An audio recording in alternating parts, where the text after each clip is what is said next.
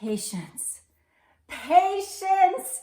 It's the never-ending journey. It's such a hard lesson to learn, and we seem to have to learn it over and over again, right? We pray for patience, but we really want it right now. Here's a concept to think about that's really going to help you with patience in understanding it and visualizing it next. Hi, I'm Heidi Tucker, award-winning author and inspirational speaker. Welcome to the Pickled Sunflower, where we can come together, make a connection, and find hope. Oh, patience.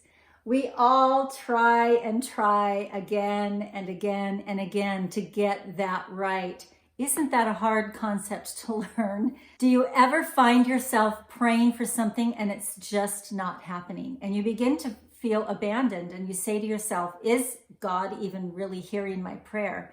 Because I'm just not seeing any results. Well, there's one word that really makes a difference for me, and it sort of changes the way I think about that. It helps me, instead of telling myself, be patient, I'll tell you about that one word in just a minute. We hear about patience in the Bible. We hear about we need more patience from therapists, right? From friends, from family members. It's something that we all should be working on all of the time because it's such a difficult thing. We see it in the Bible. We see it in all of the different scriptures that we have. In Psalms, we read, be still before the Lord and wait patiently for him. Where do we first learn patience? Because God is wanting to teach us at different levels, right? And I think one of the first levels that we learn that is when we raise our children, right? There's so many things that are difficult. They get into everything, right, that they're not supposed to. And they are destructive sometimes. The same thing can be said about pets, right?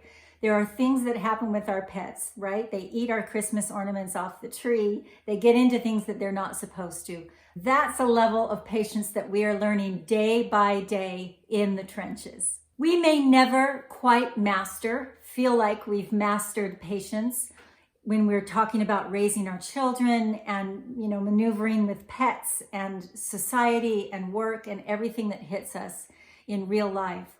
But on top of that, there's a higher level of patience that we will be tested in, and that is patience in God's timing, right? Even the scriptures talk about it. We read in the Bible in Psalms, be still before the Lord and wait patiently for him. Why? Why do we need to do that? Well, the more we understand from scriptures, the more we understand that God sees the past, he sees the present, he sees the future. He knows when we're ready. So it's about trusting. One of my favorite quotes is, too often we pray for patience, but we want it right now. Is that a true statement or what? What that means is that the timing is off. It's our timing versus God's timing.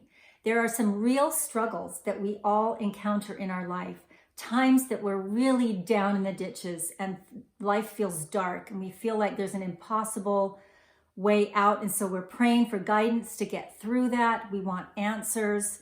It's so hard.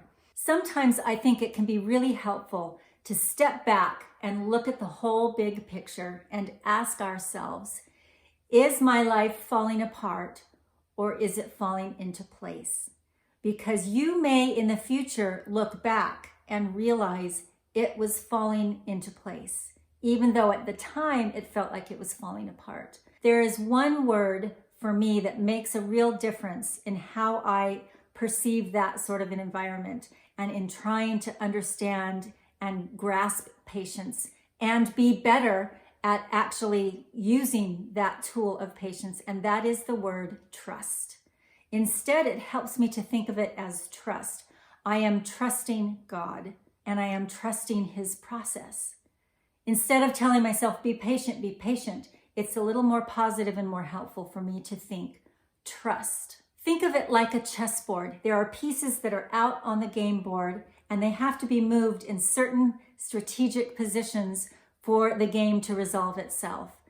I believe that God is in charge of the chess game in life. He is moving the pieces. He is facilitating other moves, and he is helping us sort of generate that whole journey of movement so that certain things can happen. There are blessings that are available for us. There are opportunities for us to make a difference in the world. And God is lining that up on the chessboard. So we need to be patient and we need to trust that He is in charge and fully aware of what's happening in our game of life. Just so you don't beat up on yourself like I sometimes do, patience is a lifelong process. Let's all remember that. It's not an event. Patience is not learned and then, okay, I've got it, on to the next. No, we're going to be tested with patience and with trust our entire lives as new situations happen within our path that we need to deal with. I hope that's helpful for you. It's really helpful for me to think of it in those terms. We'll see you here next time on The Pickled Sunflower.